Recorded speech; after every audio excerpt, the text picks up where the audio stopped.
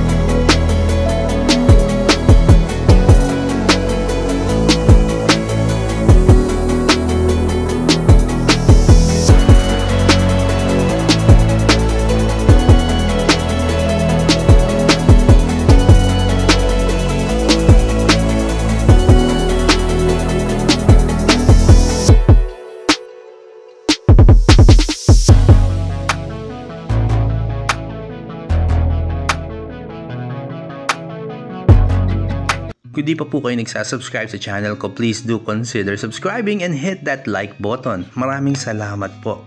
When you talk about sedans, mapa-executive man yan o pang sporty side na character ang meron sa isang kotse, this car right here is always there on the conversation. Very well respected, sobra following nito eh.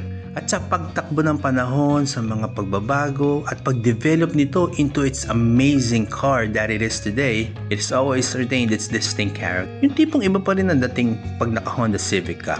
Alam naman natin na very rich ang history ng kotse na to, lalo na sa Japan. This is an icon, a hometown hero. Now, on what I believe is possibly the 8th or 9th generation ng kotse na to, kita talaga na more relaxed or mature ang look niya. It is totally opposite sa previous generation na more radical at sporty ang look. Ngayon, yung look niya para bang ala na siyang dapat patunayan. Yung tipong sinasabi niya na I am a Civic and that's all you need to know. Pero syempre, madami tayong dapat malaman at ipakita sa kotse na to. Other than its striking look and character, definitely it has a lot more to offer. Una na dyan, yung totally redesigned front fascia niya. Yan po mga ilaw niya, all LED po yan, pati yung fog lamps dyan sa baba. Ang liit lang po at halos di mo mapapansin eh.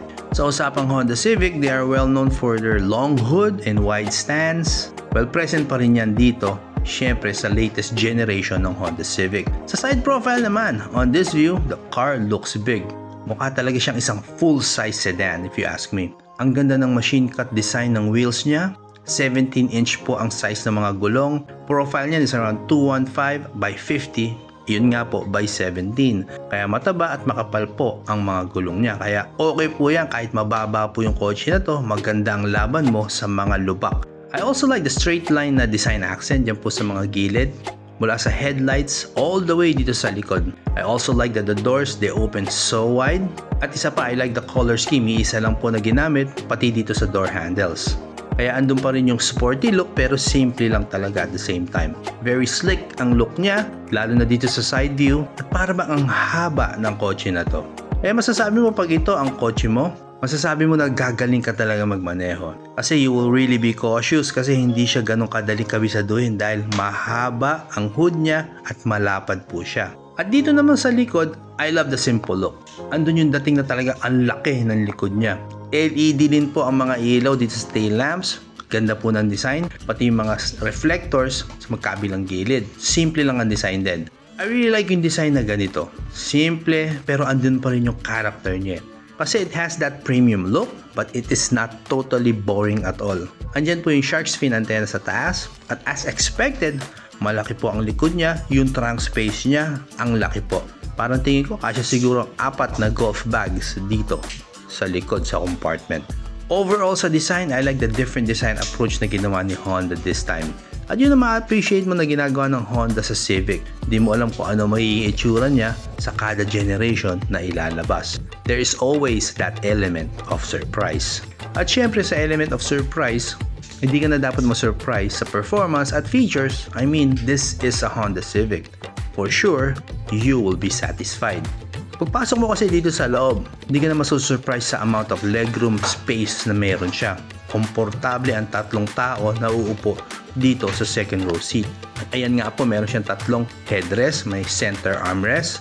At dito po sa V variant, hindi po siya naka-leather pero ang ganda po ng fabric. It's very soft, premium din po ang dating. I also like the design accent na nilagay dito sa door handles. Ayan po, meron po siyang AC vents. Alang po ako nakikitang charging port.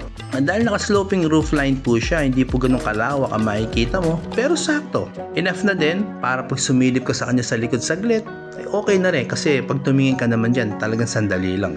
Pagdating dito sa harap, kung ano ang character na meron siya sa labas, ganun din po dito sa may dashboard sa kabuuan na yan. It looks refined and premium. Hindi siya masyadong nagbibigay ng perception na sobrang high-tech ang dating niya. Although talagang puno ng technology yung kotse na to. I like the honeycomb design na diretso sa kahabaan ng dashboard. Hindi nila tinanggal yung mga rotary control knobs na yan sa aircon. I like it. Sa pagbaba dito sa gear selector, hindi sila gumamit ng piano black accents. Simple lang ang dating niya. Andyan po yung drive modes, park, brake, and hold. I also like the design ng gear selector niya. Very straightforward lang. Sa steering wheel naman, it is tilt and telescopic. Sakto lang para sa akin yung size niya. Masasabi mo na kahit hindi siya naka-flat bottom, bagay naman sa kanya yung design ng steering wheel. Andyan po yung 7-inch infotainment system na may Android Auto and Apple CarPlay. As always, yung instrument cluster po niya is state-of-the-art, well-designed. Multi-display po yan, ang ganda. And of course, being a Honda Civic, performance is always something to look forward to. Engine niya, it's a double overhead cam VTEC turbo 4-cylinder 16-valve 1.5 liter. Maximum power po niya is 131 PSI at 6,000 RPM. Maximum torque po niya is around 200 Newton meters. CVT po ang transmission niya. Siyempre naman, hindi rin papahuli ito sa mga inaalok na features. Meron po siyang 8-speaker system, po siyang 1-push start system, keyless entry, bottle holders, cup holders, meron po yan, power windows, power door locks, windshield defogger, meron po siyang 12-volt socket, multi-view rear camera, dual SRS airbags, side airbags, seatbelt reminder, ABS, electronic brake force distribution, EBD, vehicle stability assist, hill start assist, emergency stop signal, child safety lock, isofix tethers, security alarm, immobilizer, at meron din po siyang speed sensing auto door lock. At yun nga po, meron po siyang electronic parking brake. Harap likod po, naka-disc brakes po yan. May mga drive modes po siya. Sa driver seat, manual lang po ang adjustment. At meron po siyang Honda Sensing. Alam na po natin kung anong ginagawa niyan. Set of safety features that's right there to help you and assist you when you drive this car. Andiyan po yung adaptive cruise control, low speed follow, collision mitigation braking system, lane keeping assist system, road departure mitigation, lane departure warning, auto high beam, lead car departure notification. Kaya sa safety features, panalo ka dito sa bagong Honda Civic. At dito sa Honda Cars Cainta, ito po ang pricing ng 2 variants, dalawa lang po ang variants ng 2023 Honda Civic. You either get the V version, which is the one we're featuring right now, or the RS version na mas high-end, yung kanyang top of the line. Pasyal na po kayo dito sa showroom nila, dito sa Ortigas Avenue Extension. Very accommodating ang staff. Meron po silang mga ongoing deals na inaalok. Kaya pumasyal na po kayo dito para makita nyo po ang mga latest vehicles from Honda. Sa pagtatapos, well, hands down, the Honda Civic is my favorite car of all time. Well, maitatanong nyo kung bakit? Well, yan po ang dahilan. My old reliable car is a Civic. Same feeling mula nung una ko siya nahawakan hanggang ngayon after all these many years. It is a privilege to own one. And sa pagtatapos, I will end this video the way I always end when I talk about Honda vehicles. And that is, you will never go wrong with a Honda. This is the 2023 Honda Civic. If you found some value on this video, please do consider subscribing and hit that like button. Maraming salamat po. Drive safe. Have a great 2024. Looking forward to a great year ahead dito sa Slide Shift. Maraming salamat po sa inyo. I'll see you on the next one.